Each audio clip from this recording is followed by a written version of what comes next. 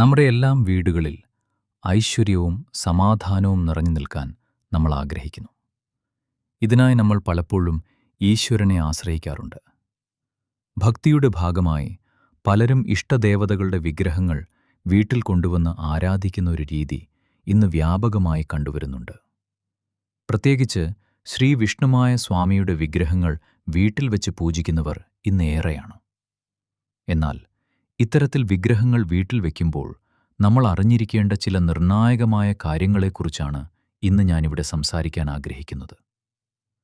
വെറുമൊരു അലങ്കാര വസ്തു പോലെ കൈകാര്യം ചെയ്യേണ്ട ഒന്നാണോ വിഗ്രഹം? അതോ അതിന് പിന്നിൽ വലിയൊരു ശാസ്ത്രവും ചിട്ടയുമുണ്ടോ? നമുക്ക് പരിശോധിക്കാം.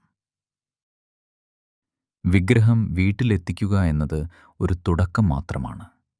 യഥാർത്ഥ ഉത്തരവാദിത്തം തുടങ്ങുന്നത് അവിടെ നിന്നാണ്.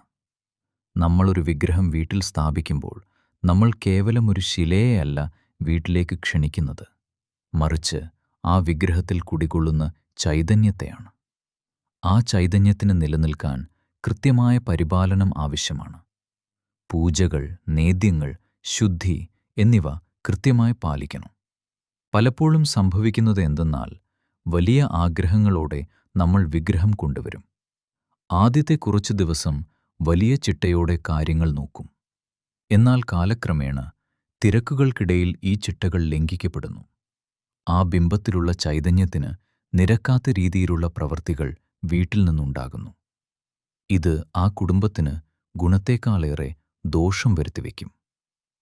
ആപത്തുകൾ ഉണ്ടാകുന്നത് എന്തുകൊണ്ട്? ഇവിടെ നമ്മൾ വളരെ ഗൗരവമായി മനസ്സിലാക്കേണ്ട ഒരു കാര്യമുണ്ട്. വിഗ്രഹം വീട്ടിൽ വെച്ചതുകൊണ്ട് മാത്രം ആപത്തുണ്ടാകുമോ? ഇല്ലില്ല.